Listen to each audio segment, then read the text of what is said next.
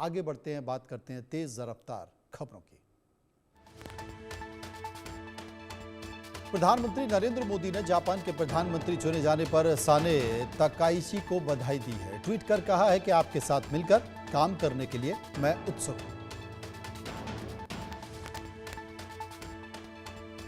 5 दिन बाद Donald Trump प्रधानमंत्री मोदी की हो सकती है मुलाकात। 26 अक्टूबर से शुरू होने जा रहे शिखर सम्मेलन से पहले मुलाकात संभावित है। टैरिफ विवाद के बीच ये मुलाकात अहम होगी।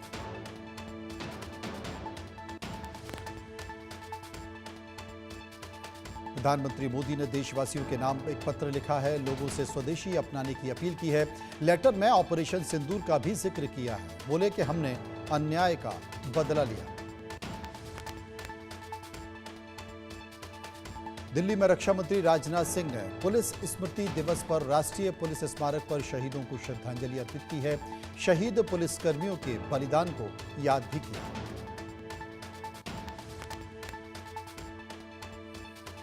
रक्षा मंत्री राजनाथ सिंह ने कहा है कि अगर सेना देश की रक्षा करती है तो पुलिस समाज की रक्षा करती है। सेना भारत की भौगोलिक अखंडता की रक्षा करती है तो पुलिस भारत की सामाजिक अखंडता की रक्षा करती है।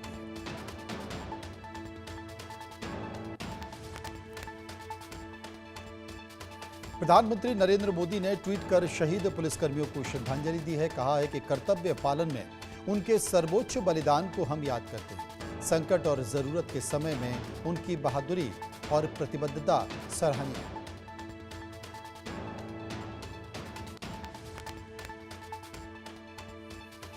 मुंबई में पुलिस स्मृति दिवस पर मुख्यमंत्री देवेंद्र फडणवीस ने पुलिस परेड ग्राउंड में शहीदों को श्रद्धांजलि दी है। शहीद पुलिसकर्मियों के बलिदान को याद किया।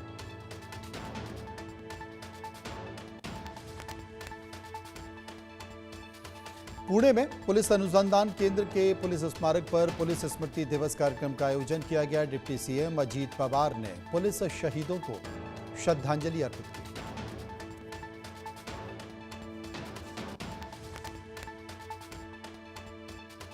कर्नाटक के मुख्यमंत्री सिद्धरमैया ने भी पुलिस शहीदों को श्रद्धांजलि अर्पित की। बेंगलुरु मैसूर रोड पर सिटी आर्म्ड रिजर्व ग्राउंड में पुलिस स्मृति दिवस कार्यक्रम में पुलिस शहीदों को श्रद्धांजलि अर्पित की।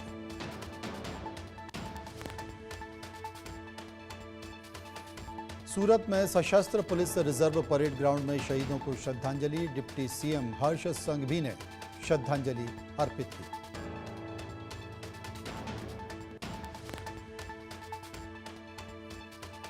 अगरतला में त्रिपुरा के मुख्यमंत्री माणिक साग ने त्रिपुरा पुलिस अधिकारियों के साथ काली पूजा समारोह में शामिल हुए।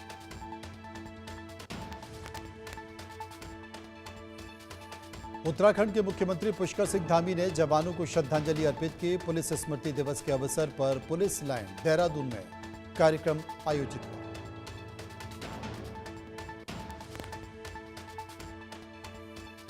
उत्तराखंड में आगामी 3 साल में पुलिस जवानों के लिए आवास तैयार करेगी सरकार। हर साल करीब 100 करोड़ रुपए की राशि दी जाएगी।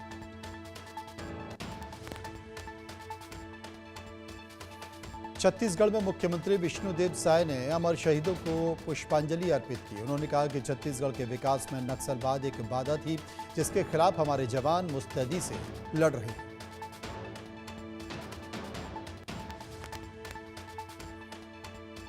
मध्य प्रदेश के मुख्यमंत्री डॉक्टर मोहन यादव ने प्रदेशवासियों को गोवर्धन पूजा के पर्व पर बधाई दी है। कहा कि हमारी सरकार ने पूरे राज्य में गोवर्धन पूजा मनाने का फैसला किया। दूध उत्पादन को बढ़ावा देने के लिए हमारी सरकार पशुपालन को भी बढ़ावा दे रही है और इसी दिशा में उल्लेखनीय कार्य कर रही है। यमुना में जहरीले झाग पर सियासत जारी है। आम आदमी पार्टी नेता संजीव झा ने वीडियो जारी कर बीजेपी सरकार पर निशाना साधा।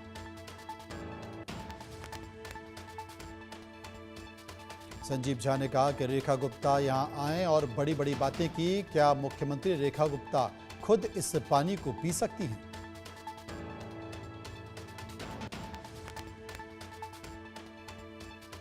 दिल्ली में वायु प्रदूषण को कम करने के लिए पानी का छिड़काव किया जा रहा है। सड़कों के साथ साथ पेड़ पौधों पर भी पानी का छिड़काव किया जा रहा है।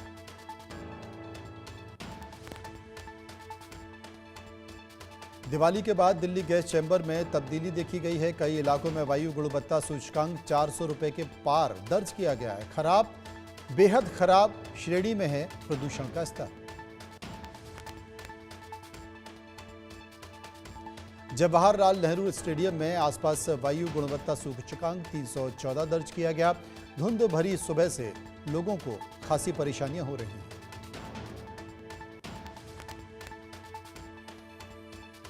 इंडिया गेट के पास AQI बेहद खराब श्रेणी में मौजूद है। दिल्ली में दीपावली पर ग्रेड 2 नियमों की अनदेखी के कारण दिल्ली NCR का प्रदूषण बढ़ चुका है।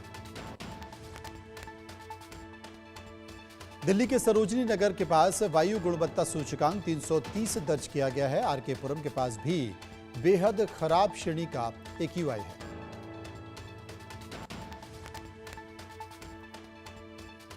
दिल्ली हाट INA के पास बेहद खराब श्रेणी में वायु गुणवत्ता सूचकांक दर्ज किया गया है। AQI 368 दर्ज किया गया।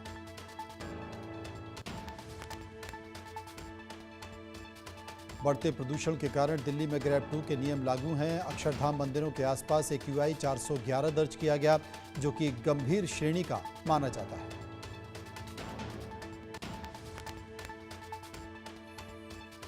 राजस्थान के कुछ हिस्सों में धुंध छाई हुई है। पुलिस कमिश्नरेट जयपुर के पास वायु गुणवत्ता सूचकांक 245 पहुंचा है।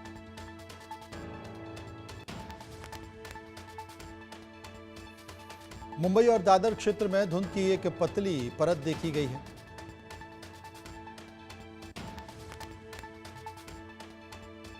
आगरा में ताजमहल पर कोहरे की एक पतली परत छाई हुई है। बढ़ते प्रदूषण से विजिबिलिटी काफी कम है।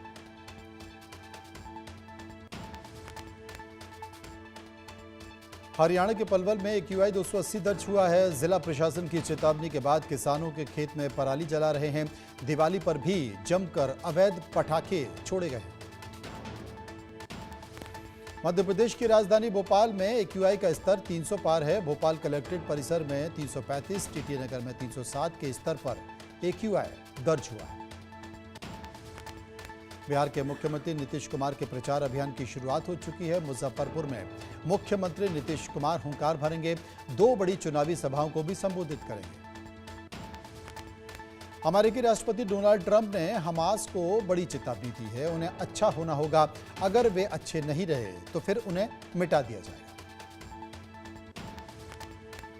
डोनाल्ड ट्रंप ने रूस यूक्रेन युद्ध पर कहा है कि यूक्रेन युद्ध जीत सकता है, कुछ भी हो सकता है। आप जानते हैं कि युद्ध एक बहुत ही अजीब चीज है। अमेरिकी राष्ट्रपति डोनाल्ड ट्रंप ने यह भी कहा है कि टैरिफ और व्यापार की शक्ति का इस्तेमाल करके मेरे द्वारा सुलझाए गए 8 युद्धों में से 5 को सुलझा दिया गया है। मैंने अभी 8 युद्ध सुलझाए हैं। मुझे इस पर बहुत गर्व है। मुझे नहीं लगता कि ऐसा कोई दूसरा अमेरिकी राष्ट्रपति कर पाया है। अमेरिकी राष्ट्रपति डोनाल्ड ट्रंप ने यूक्रेन के राष्ट्रपति व्लादिमीर ज़ेलेंस्की से रूस की शर्तें मानने को कहा है। बोले कि अगर यूक्रेन ने ऐसा नहीं किया तो पुतिन उन्हें तबाह कर देंगे। ट्रंप ने एक बार फिर यह दावा किया है कि भारत अब रूस से तेल का व्यापार नहीं करेगा। इससे पहले ट्रंप ने बुधवार 15 अक्टूबर को भी कुछ इसी तरह का दावा किया था, जिसे भारत की सरकार ने खारिज कर दिया।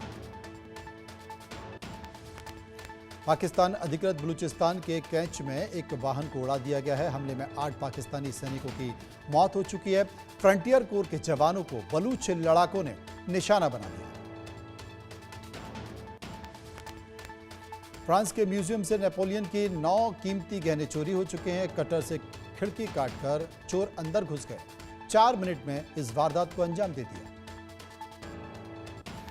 यमन के अदद तट के पास एक LPG टैंकर में विस्फोट के बाद आग लग गई। जहाज पर मौजूद 23 भारतीय क्रू मेंबर्स को फिलहाल बचा लिया गया। हांगकांग के इंटरनेशनल एयरपोर्ट पर कार्गो विमान रनवे से फिसलकर समुद्र में गिरा है। हादसे में 2 लोगों की मौत हो चुकी है। ये प्लेन तुर्की के कार्गो एयरलाइन एयर ATC का था। एक्टर असरानी का 84 साल की उम्र में निधन हो चुका है। अंतिम संस्कार में महज 20 लोग शामिल हुए हैं। लंबे समय से वो बीमार थे। दिलवाले दुल्हनिया ले जाएंगे की रिलीज के 30 साल पूरे हो चुके हैं। शाहरुख खान बोले कि राज को इतना प्यार देने वालों का मैं आभारी हूं। काजोल ने कहा यह सपने जैसा है। रिलीज से पहले फिल्म थामा को बड़ा झटका लगा है। सेंसर बोर्ड ने कई सीन पर कड़ी आपत्ति जताई है। कई आपत्तिजनक डायलॉग्स भी इसमें बदले गए। एकता कपूर की दिवाली पार्टी में पहुंचे सेलेब्स। तेजस्वी प्रकाश ने किया जमकर डांस। नरगिस फाकरी भी शामिल। मेलबर्न कॉन्सर्ट पर हरियाणवी सिंगर मासूम शर्मा की सफाई। बोले शो खराब करने के पीछे गहरी राजनीति। गंदे इशारों कर विवाद में घिरे हैं सिंगर। ऑस्ट्रेलिया में बसे हरियाणवी बोले खराब हुई कम्युनिटी की छवि। मासूम शर्मा ने शो में किए गंदे इशारे। सोशल मीडिया पर छिड़ी जातीय जंग। सैफ के बेटे इब्राहिम ने तैमूर जहेज संग शेयर की तस्वीर। तीनों की नजर आई शानदार बॉन्डिंग। कैप्शन में लिखा तीनों भाई तीनों तबाही। भाई को फाइनेंशियली सपोर्ट करते हैं अनुपम खेर। कहा कि किरण ने कभी इस पर कोई सवाल नहीं किया। भगवान ने ज्यादा दिया तो शेयर क्यों नहीं कर सकता।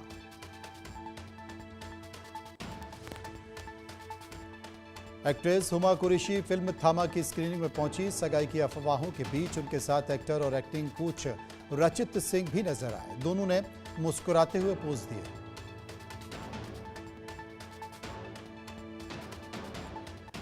तबाही की अफवाहों के बीच एक्ट्रेस हंसिका मोटवानी ने अपने इंस्टाग्राम पर अपने सरनेम की स्पेलिंग में थोड़ा सा बदलाव किया है। एक्ट्रेस ने इंस्टाग्राम पर नाम के साथ एन जोड़ दिया है। बॉलीवुड एक्टर सनी देओल ने अपने 68वें जन्मदिन पर नई फिल्म का ऐलान किया है। 2026 में रिलीज होने वाली फिल्म में गबरू के किरदार में वो नजर आएंगे।